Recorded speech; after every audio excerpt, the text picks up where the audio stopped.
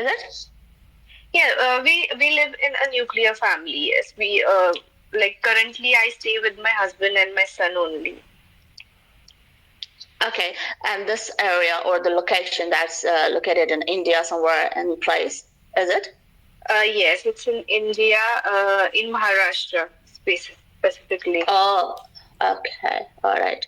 So, what about that place? If you can just give a little bit information in that regard, how's the place, and do you like it? And you newly been, migrated there, or you've just been lived there for many No, years? I have So, what's the whole born. case? I have born and brought up here in Pune itself, and I love my city a lot because I don't really travel much. I haven't really traveled much, so there hasn't been any cities that I have been explored yet. But I wish to, inshallah, to uh, travel if possible. But then, yes, about the Pune here, there are many people like from different culture you find over here. So, the proverb or proverb we say about India, it's unity in diversity kind of thing. So it's mainly you can find in Pune, where I stay. So Okay, and about the Muslim community, what would you say? How many Muslim do you find in your locality, in your area? So if you just can share a bit about. Yeah, specifically where I stay in Kondwa, like the place where I stay, here the majority of people are Muslims over here. So it's very good, and the environment here is very good. There are masjids nearby, and when the azan sound comes, it's very beautiful. Like it's you can hear it throughout. Okay, Rida, you can with your comfort, you can be bilingual, whichever language you feel comfortable. Okay. So it will all up to you. All right. Okay, and then if yeah, a little about your journey towards Islam. If you can share with us that since when you were atheist, or you just moved towards atheism, what was the case? What were you before? What were your religion and your family's religion? If you can share a bit about that. Yeah. My family's religion was Hindu Marathi. We were a pure Hindu Marathi family I belong to, and atheist as in not atheist. This atheist is a very strong word, but then yes, I never believed in anything by heart. Like I used to go to mandir and all, but with my family, not because I felt to go to. Right. So I used to go to mandir. I used to go with them, sit with them, like hear all the prayers and all going over there. But I never really felt anything inside. Like the peace, like about now. If we're talking about, we feel the peace inside us, but that was missing. There were many questions regarding the faith and all. Like I never really found any logic in there because there are many cultures and traditions and festivals they celebrate. I was never really into it. Okay, so what was the weirdest thing you thought maybe that okay, now your family, the religion is Hinduism, but you were never ever felt comfort, satisfied, or you never ever comforted in being or follow your family's religion. So what point you thought, okay, now this is something doesn't touch your heart, or this is something weird they do and you really do not like. So what were the things that you didn't like in that religion? So if you can share something about that. There are actually many little things that used to annoy me actually. It's a cultural thing. I don't know if you know or if you have heard of. But then they say that there is a program, it's a kind of musical where they sing Mata's songs and all, and then they feel like their body has been possessed by God or something like that. I don't know. That really never ever made any sense to me. So that was taking off, and the major thing I have an issue with about the girls on menstrual period. So they are not allowed to touch anything. They are not allowed to do anything. Like they can only sit at one place, and you know, like basically they are treated as untouchables. You can say. So yeah, many these things really like mattered to me me a lot back then. So. Um, Yeah, that's it. And about the main thing is idealism. I don't know, like the idol worship and all.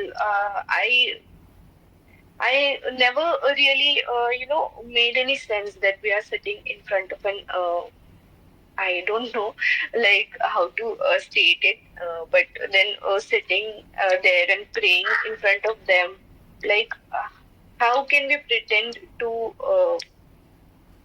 how can we pretend that they are hearing us, like we know they are made of mud or they are made of stone, and how are they listening to us and all that. So there were these little So you things. mean to say, Reda, you mean to say that, like, those models or those statues, Yeah. which always like human made, and you never ever, trust in this thing that, okay, how come that you gonna pray in front of them who have already been made or the human made? So you never ever did trust on that. Yeah, right.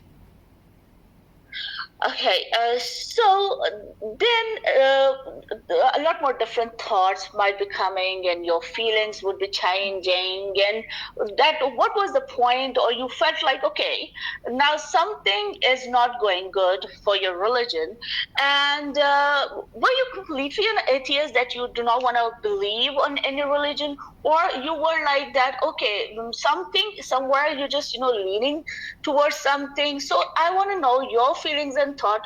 Was it about one religion, or it was something like, no, you do not believe in any religion? So what were your thoughts on that? Yeah, earlier, if I think now, I realize now that Allah chose me way back. But then, back then, I thought that I don't really believe in anything because uh, that time I was like in my the teen age, we say. So I got married very very early. Like I was 21 when I got married. So back then, it was very casual for me. Like I never believed in anything, you know. But then, if I think about it now, I think that I was very much attracted toward the concept of hijab, parda, niqab, and all. Like very, like way back when I didn't know the concept of Islam as well.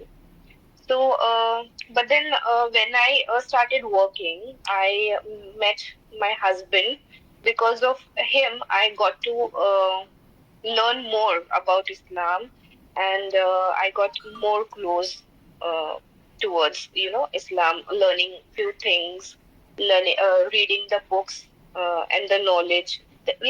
The peace we get inside our heart, like we know at that point of time that yeah, this is it. So that was the time actually. All right. Okay. And then suppose, what was the point, who made you think that, okay, now you are taking some interest, but that's supposed to be Islam. So what good things you were like, you just said it that hijab is a good point, or the good thing that you just, made you attracted. But what other things that you thought, okay, now this is a good religion and I really need to get to know more about it, and I really need to get more information? When I met my husband, he gave me some Islamic books, and I used to read the stories about the Sahabas and all. So I used to read the struggle they went through accepting Islam. Actually, to be honest, when I really started reading it first, it was very hard for me to connect because I never really believed in anything. but the time came when my family got to know about like my relationship with my husband. So that's where it got very hard. So my mother and my father used to come and search my room and check my room for the things. They used to hide all the Islamic books. When I used to pray, they used to bang the doors very hard and all that. That was the time I wasn't very much into Islam. But then the point came, like it happened all automatic, like sudden. You know the urge that comes from inside. Like I used to go at night. I used to wake up at night and do wudu, sit on a dupatta. I didn't have a prayer mat back then, so I used to put a dupatta down and sit on it and pray a lot, talk to Allah. Talk a lot to Allah. Like whatever I feel, I used to talk to Him. So I don't know. It gave me that ease. You know, the feeling of security. That's how I like became close, and I felt really close to Allah. And that's when I thought, yes, this is what I am looking for. This is what I am searching for. Okay, so in Assalamu alaikum Farah, you can also make a request for the speaker. So you want to just leave any comment or you want to ask questions from Rida, so then you're welcome. What my question towards you, Rida, that like, you know, in the beginning you said that you had a lot more complications. And if one of the complication, if I just ask you for reading Quran, as you said, your husband brought you some books through which you were getting to know about religion. And when there could be a time that you might think that, okay, now you need to read the holy book, your Quran, and of course that is in Arabic. So you prefer to learn Arabic or you prefer to learn in Hindi language, or what was your take on it? So if you would like to share, so that would be like to listen. At the starting, it was actually a transliteration, a Roman English book. It was in English, but Hindi. Do you get me? Like it was a transliteration. So I learned everything in Hindi actually, but with the meaning, like praying, like if I pray, what is the meaning of it? And Quran, actually at the beginning, I was not able to read the Quran and know the meaning of it actually. But then after my marriage, it was after 2-3 years, I found an auntie who used to come and teach me to read. But then by then, I only learned how to read it. I didn't know the meaning of what I am reading. So like I then made Muslim friends who guided me through the source, and then that's how I got the Quran with the meaning. And now, actually, I am in the journey of learning what the meaning of Quran is actually. All right, that's amazing. And now still you're in a journey. So do you think that I don't know whether you would like to share now, but like, you know, you learned some surahs and you still want to learn more surahs or ayats. So what is all about that? And about your husband and the family support, if you want to share from your side. So definitely, you know, would like to listen. Yeah, like my husband has been, like my family particularly is not very practicing, like in my in-laws. But then, yes, my husband does pray and, does read Quran and everything. But then here, the level, the passion, the passion should be there to learn things. I don't feel it's there here in my in-laws, because you know what, being a revert, the struggle is not only with our family, it's also the people outside. It's not only with non-Muslims, it's also with the Muslims. Like when we try to learn something, or when we try to tell people something, like people have said mean things to me. Like people says that, come on, चार किताबें पढ़ के कोई मुसलमान नहीं बन जाता, and all that. So I have been through this also. So yeah, it was very hard, but then yeah, my husband supports me and helps me learn. Like if I find any course or someone who is teaching something regarding Islam or regarding Quran, so I make sure I do the courses, and my husband helps me with that. And yeah, that's it. All right, that's amazing. Farah, if you have any question or you want to comment, so you are welcome. You can tell me anytime. You can raise your hand. One question, if you want to share, Rida, you want to respond on that, like your, what do you feel a sort of contentment, through your past and about this present time? Do you see any difference, when you were maybe you cannot call yourself fully or completely atheist, but somewhere somehow you were distracted, and instantly or by chance or by choice you just lean towards Islam? And what difference would you find yourself from your past till present, that it changed you completely, or you find good vibes in you? What's the sort of a good change, if you would like to share? So what could it be? I can say I am a completely new person now. Because I wasn't too much close to my mother and father earlier, and I used to, hang out with friends a lot, party a lot, and anything what we won't do now, I used to do it earlier. And then Islam is when, like, I am so content now. If anyone asks me to do the things I used to, I won't even feel an urge to do it. I am so content. Alhamdulillah, alhamdulillah.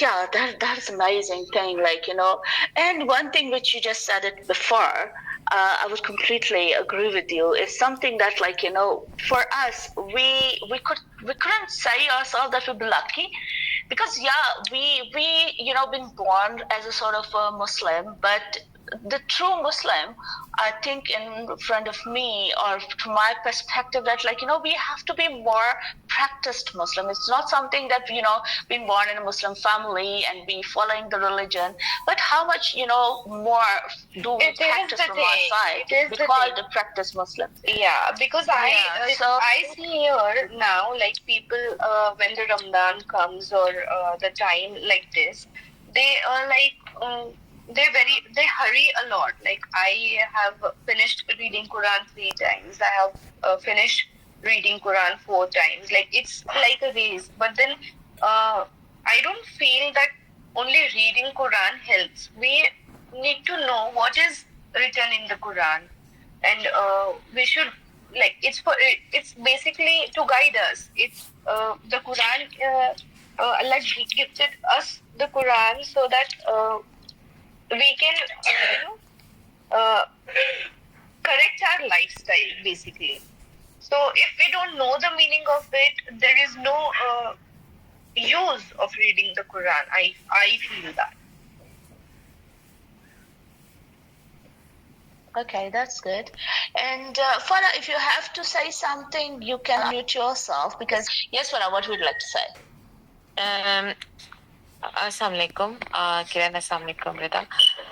As much as I heard, you're from India, because Yes. I missed the starting part. Yes. Yes. So I just wanted to ask, because you said you used to spend time with your friends, and obviously everybody does. What sort of reaction you got from them? What, are they still with you? Some left. Some of them left you, or what? Are they still with you, supporting you with your decision? I don't have any of my old friends. Actually, I am in my school group, WhatsApp group, but even there, I don't talk with, like, nobody talks with me as they used to earlier. Because earlier where I used to stay, it was a kind of uh, the uh, the same community. There was very, like, almost no Muslims there that time. So maybe, I don't know. That's why the thing is that where I stayed, or where the people I know, so like, they were brought up to know that Hindus and Muslims are not friends, and they are not allowed to be friends or like that.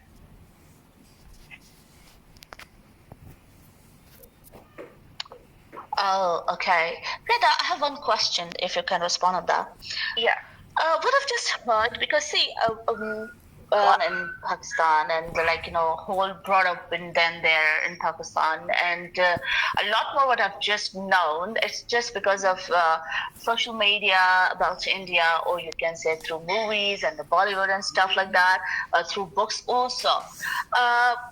Is it something that are we free to choose our religion, and we free to worship our religion? Is that so, or Muslims always just be victimized, not allowed to follow their religion, or not allowed to go to mosque freely, or to do their prayers freely? So what's the whole scenario, if you would like to share for our people understanding? Yeah, the thing is, when I stay here in my local like a local place in my locality, like here, Alhamdulillah, there is no such issues, because here, and like, the places nearby is full of Muslims, and people here, I feel, are supportive, and don't create any fuss, or anything as such, for the prayers and all. Because here in our locality there is a mandir and there is a masjid also. But then when I have seen, when the azan starts, they stop their music in respect for the azan. But then, there are people who create the scenes, in the world.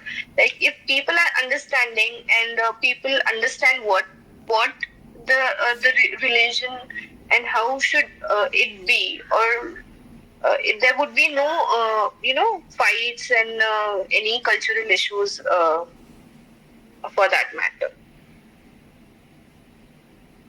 So you mean to say that there would be some particular sectoral, sort of groups, I think, who would always be willing to create mess in the community, in the society. Yes, Farah, if you have something to ask or want to share, any comment, please go ahead. Yeah, thank you, Kiran. I just wanted to ask, because there is a difference in Pakistan and India society. India society, no, the national thing is secularism. They don't base in, that is not a religious country. That's what they claim since started. And in Pakistan, obviously, it's not acceptable. It's in Pakistan's law, constitution.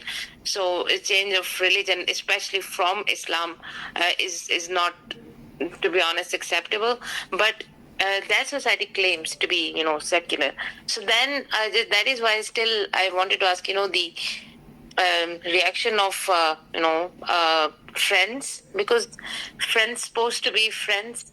That is the thing where nobody accepts you in the world. Their friends come, and because this is surprising for me, because I know local society, they won't accept because of the some kind of like religious extremism still exists in both sides. Either it's Muslim, Indian, Sikh, from because that society created that extremism. So I believe that, because if they created the secular society, that then it shouldn't have happened like Western countries. So that is why the surprising factor was your friend's reaction. Yeah. Friends supposed to be friends. Yeah. Yeah, the thing is, I was not in contact with anyone actually for a few years after my marriage. But then when I like got to them or got in contact with them, so this was the thing actually. I never actually met personally, but then there are one or two girlfriends, like girls who were very warm to me about, like, let people say anything what they say. If you're happy, if you're content, that's fine. But then the bond which we had earlier, like, it is not the same, if you get me what I'm trying to say. We met only once after that, and then we didn't even meet. And I have seen at my school group, the people wish on their birthdays. So nobody actually wished me, and there are a lot of wishes for other people compared.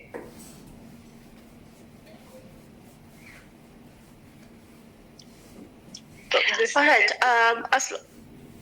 Thank you so much, Rida, for responding. Assalamu alaikum, Abbas Bhai. If you have any question, you can raise your hand. One thing I want to know, and I'm also, it sounds intriguing that, like, when you maybe you can say, started to getting to know more about the religion, Islam, and of course, through books, you just got some help. And after that, maybe, so what my point is, like, who do you listen to more for getting more knowledge and information, like a pedagogue and a mufti, or like maybe through YouTube channel for more guidance, if you think so, that you just always take and you always like to listen. So if you can share, so that would be great. Yeah, actually, I after marriage, I found a friend who actually helped me a lot. Her name is Bushra. Actually, she helped me. She was really a source who told me what is the correct thing, what I can, read the most, or prefer to most. I would really like to thank her. So yeah, so she helped me with a lot of things, and then about the prayer and all, I was like, I, Alhamdulillah, went to Umrah before 4 years, and there I saw, like, there are some people who are praying differently, like differently, as in some of them offer praying like do Rafaul Adain while they pray. So the question rise in my mind that why are they praying like this? So from there, actually, my questions started. So I started reading the books from where I can gain the real knowledge. So that time I got to know that we should only read the book, and we should only follow the things which are authentic and which are which do have reference, which do have which goes and follows the Sunnah and Hadith.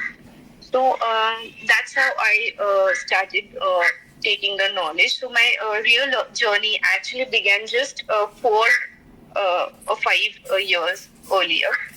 So the first book I read was the Prophet's Prayer Described, through which I corrected my prayer. And about the muftis and all, there is a Sheikh Abu Zaid Zamir, whose lecture I follow through. And there's Nauman Ali Khan, and there's Mohammed Hoblos, and yeah, Mainly, I only follow Abu Zaid Zamir. Okay, Abbas Bhai, I'm coming towards your side as well. One question, otherwise, then I would forget, Rida, if you want to respond. What was your family's response? I'm talking about not particularly your your own family, but I'm talking about your relatives. What was the response from there? Did you find any complications from their side that they were just creating and converting, or did they get to know that you converted now, or when you got converted and everything was opened up to everybody? What was their reaction? Or were they against you, or what they with you? And so, what was the sort of scenario, or what were the complications you had to manage with, or you had to deal with by that time when everybody got to know, or everybody knew that now you're Muslim, you're a converted Muslim, and now there won't be any sort of other problems because now things are open up. So, how did your family, react for this decision? There was no reaction actually because they literally stopped talking to me. Like no one really talked to me for years, like 3, 4, I don't know how many years. No one really talked to me. So yes, Farah, you want to say something? Yeah, two questions. Were you religious before?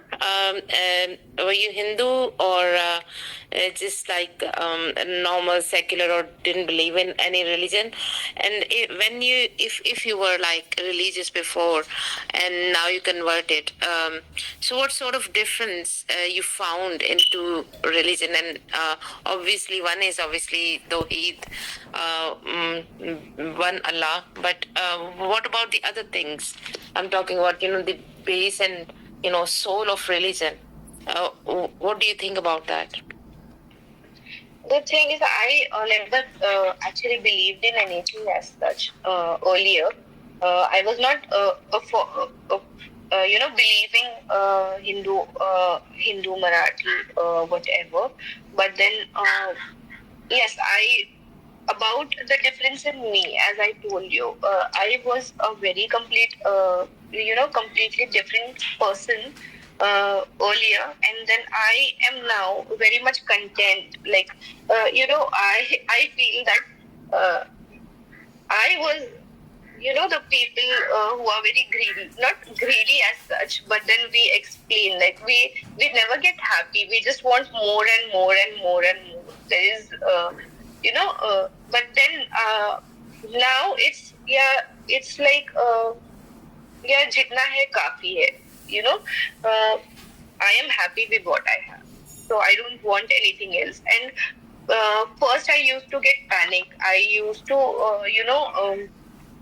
I used to think, no, it should be my way. It should happen. I don't know why it's not happening. But then now I know if Allah wills, it will happen. If it is not for me, it won't. So that is the thing. Thank you. Thank you so much for asking, and Rida for responding. And there's Abbas Bhai, if you have something to say, please go ahead. Assalamu alaikum. Bismillah ar-Rahman ar-Rahim. First of all, Walaikum salam. Fantastic. Thank you so much for sharing. I found out very late, but when I saw the space, I jumped in. First of all, congratulations to both of you, Kiran sister and Rida. Aapko bahut mubarak ho in your journey towards Allah. All I will say, because this is about your time, is once we find the path towards Allah, that's the beginning. And now your journey begins in the path of Allah. And that's an everlasting, continuous journey. So thank you very much. I will listen to the complete space and remember that, Islam is such a beautiful message from Allah. It's not just for Muslims, it's a way of life. The entire universe, everything is deen fitrat. It's our essential nature. We just need to find it, and we will see Islam in everything in this planet. Even the non-Muslims, you will see Islam. Obviously, the ultimate is to be Muslim. So congratulations again, and thank you for this space. I look forward to listening to the whole recording. And thank you again, Karan sister. Always you bring some great stuff, and I look forward to your spaces. Mashallah. Jazakallah. Thank you. Jazakallah so much, Abbas Bhai, for your beautiful words. Really humble, really appreciate it. One thing I also want to share, that Islam is a complete religion. Holy book is there for whole revelations. You can learn everything from there. Whatever the problems, you would always feel like, okay, now this is something, you just get confused. And now from where would you get guidance? And there we are. There we can, open our holy book, and then we can get whole understanding towards anything, any problem. So I would say it's just, I think from my side, because I'm Muslim, alhamdulillah, I'm a Muslim, and I'm lucky enough to, to accept it, to embrace it. And that is why I say that this is only a one and complete religion where we get all findings. And I hope and I believe that all other Muslim people, and even the non-Muslim people, they also, believe. And for my side, it was a little effort, like, in this present society scenario, what's happening everywhere around the world.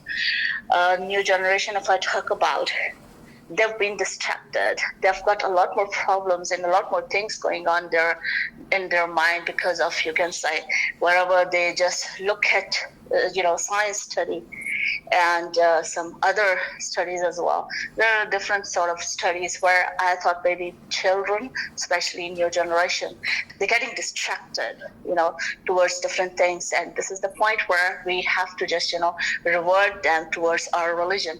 And the sort of little efforts, I thought that, we have to spread more and more as much as possible from our side, with more, being united, a lot more efforts if we can do to spread this positive vibe, and of course, like, more knowledge, information, a true knowledge, I would say, true information in regards for a complete and true religion. And that is what I'm doing. Thank you so much. Faraya, please go ahead. I'm going to ask, if you allow me, I'm going to ask one question from you, because we are born Muslim, and we're living in kind of, to me, we're living in heaven already, because we were protected. We never had to face those things what you faced.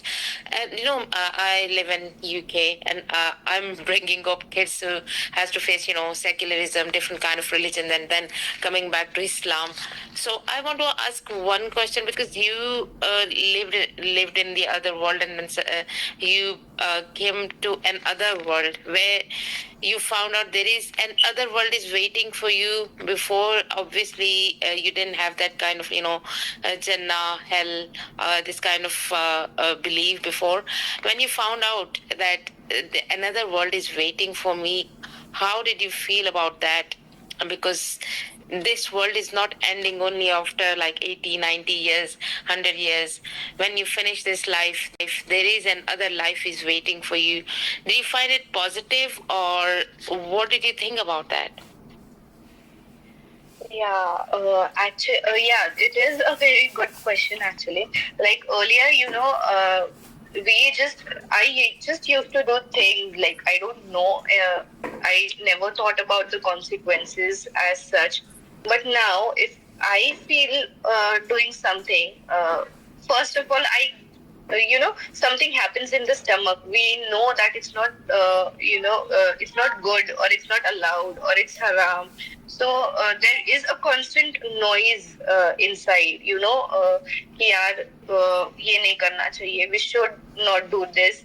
इसका ये होने वाला है, इसका ये अजाब हो सकता है. And we are, the fear and the feeling inside the stomach literally stops doing us the things we should not. So it wasn't there earlier, but it's there now. So yeah, this is the thing. And about this.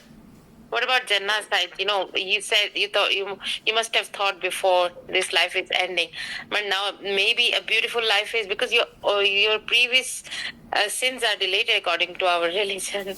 Inshallah, yes. Inshallah, yes. It is a beautiful, it is very beautiful that I feel, or as everyone says, that the one who is reverted is automatically in the way of Jannah. But then I feel, okay, the sins earlier has got deleted, but then what if we do, we go through or we do the stuff knowing or unknowingly, we have to still look out. Everyone has the goal, like they have to go to Jannah, but then I still fear a lot about thinking about the sins happens. Rida, and thanks a lot, Farah, for responding. And from my side, what I'm just getting, and her question also, Rida, do you really believe in afterlife? Like, do you always feel like, okay, now Jannah would be there, but that would be afterlife. Yes. We would remain there forever. And there would be no, what I've just, heard from my side, of course, like, from my teaching staff, from my guidance staff, that, we wouldn't, even though, please correct me, somebody can come and just correct me, that we wouldn't have to pray. We would just enjoy, our life of our, that's supposed to be called afterlife. So how do you feel it? What are your feelings, and what would be your thought about it? That's like, afterlife and remain forever, not gonna pray and only enjoy it, even though whenever we suppose we've been living in this whole world, which is, I would always call like a material world, which is, I always feel like that our test is going on, and we're gonna get the result, afterwards, or on a judgment day, and after getting tested and stuff like that, okay, now people, they would be divided, gonna go for, to the hell for their sins, and after, getting all punishments and stuff like that, we're gonna go towards that never ever ending life. Your thoughts on that? About this, actually, trust me, I picture myself with my husband and with my kids in Jannah already. Inshallah, Ameen. But then this is true that there is a beautiful Jannah, but then we have to strive for it. We have to do simple things Allah asks us to do, like praying on time, and there are a lot of things that we should work for to go to Jannah, and that's what, whenever I feel and whenever I think about Jannah, so all the things comes into my mind, like every time I miss my prayer, and every small thing which I leave, so this counts. But then the thought of reuniting in Jannah and the description of Jannah is motivating. You live your life, correct, then there is, nothing that would stop you to go to Jannah. But then just hear the voice when you get in your stomach or in your gut that you should not do it, and please don't do it when you get the feeling, and it would be all right then. Amazing, Rida, amazing. Okay, one thing, if I would like to share the beauty, what I find in our religion that we've been taught, never ever tell lie, always speak truth, and that speaking truth would just taking or leading towards the right direction. Because if suppose I'm just gonna ask my child, did you pray? And if suppose by just feeling that okay, that I'm not supposed to tell lie, I have to speak truth, so definitely he or she'll have to offer the prayers. So by speaking only, truth and just leading this one, you can say, a rule in your life, or you're making this of your life's rule, you can always just, stay on a right path, which is, of course, a beauty of Islam, that one thing being taught us, that we have to speak truth all the time. And if you're not speaking truth, then you'll have to, get ready for the repercussion. Or you can say then you have to hide it out with many other, false statements as well, by telling more lies. And this is one thing, that the beauty which I find, that, oh wow, in our religion, they always tell us, they guide us, that we have to speak truth. And through that, we never ever even though to miss anything, like even suppose for our prayers, even suppose for doing good deeds. What sort of a beauty did you find in Islam, in religion, or you would say this is something like, always motivate me or impress me or attract me more, beauty of Islam from your side? So that would be great to listen. Please, Rita, go ahead.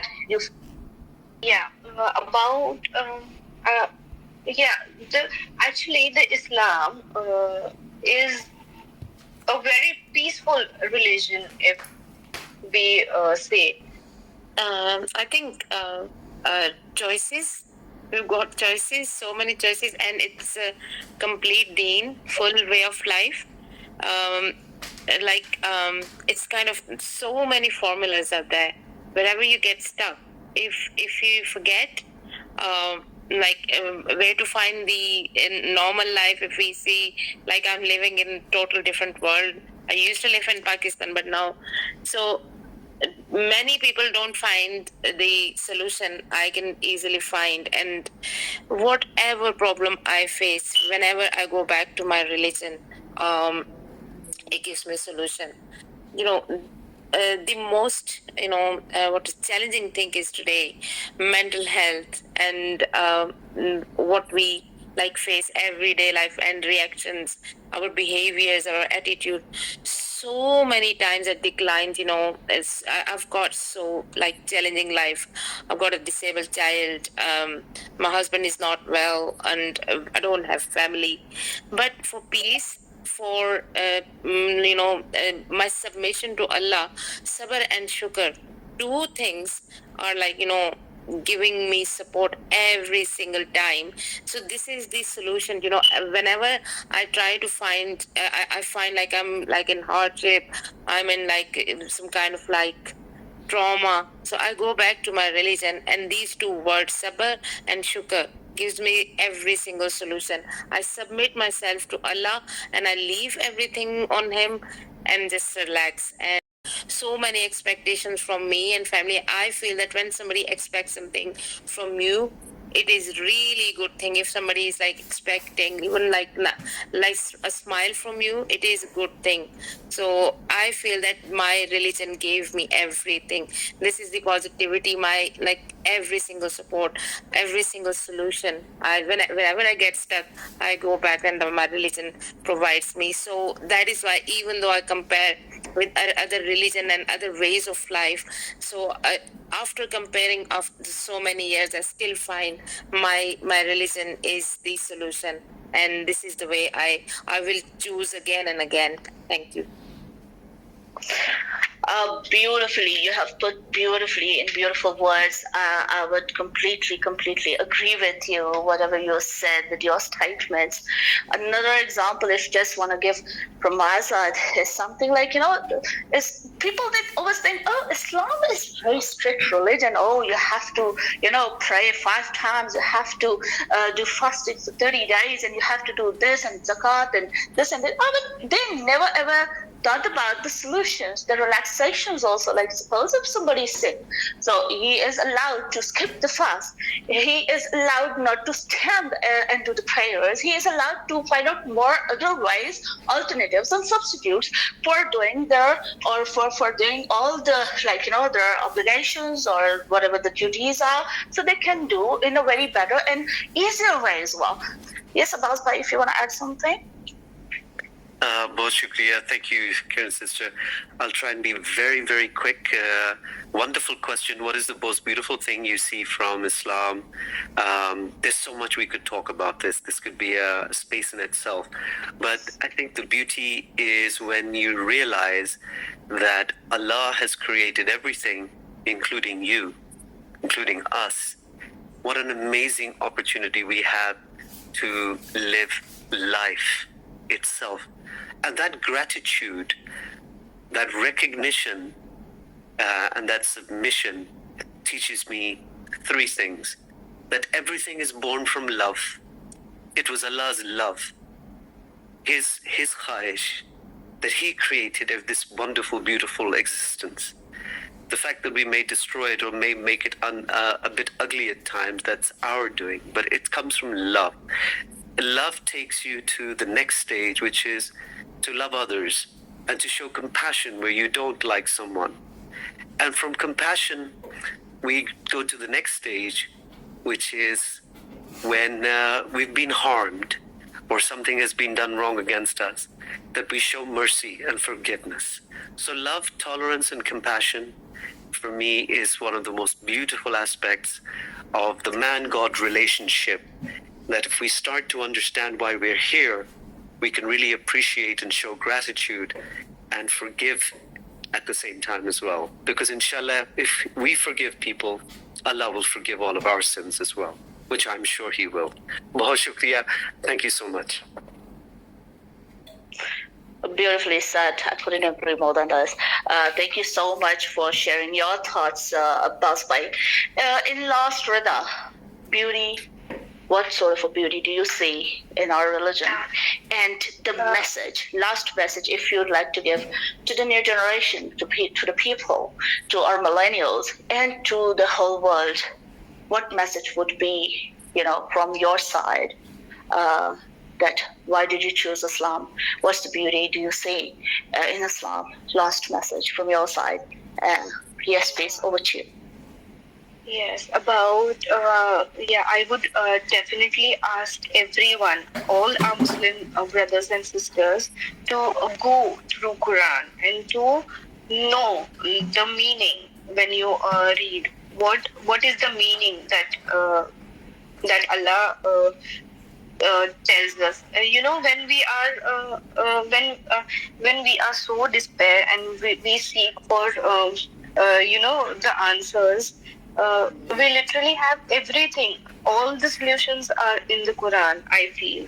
And then Allah also gives us like a continuous assurance, like in Surah Hadid and in various surahs, that He is with you wherever you are. He says, you come to me walking and I'll come to you running. So he loves us so much. He loves us so much that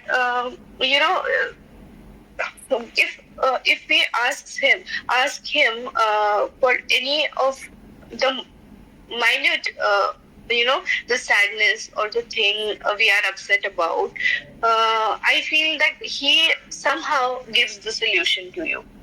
So because I have experienced it enough, like. There are many big problems which has been solved just by praying Tahajjud. It is my own personal experience. So this is what I feel for the message. Like today, today's generation, I have that. Please try to know and try to get the meaning of the Quran and try to get close to Allah. And about the beauty, yes, as Sir A. Khan and Farah sister said, that this Islam is a very beautiful, religion. The concept of forgiveness, the concept of being forgived, and the concept of contentment, which we get is ultimate. Like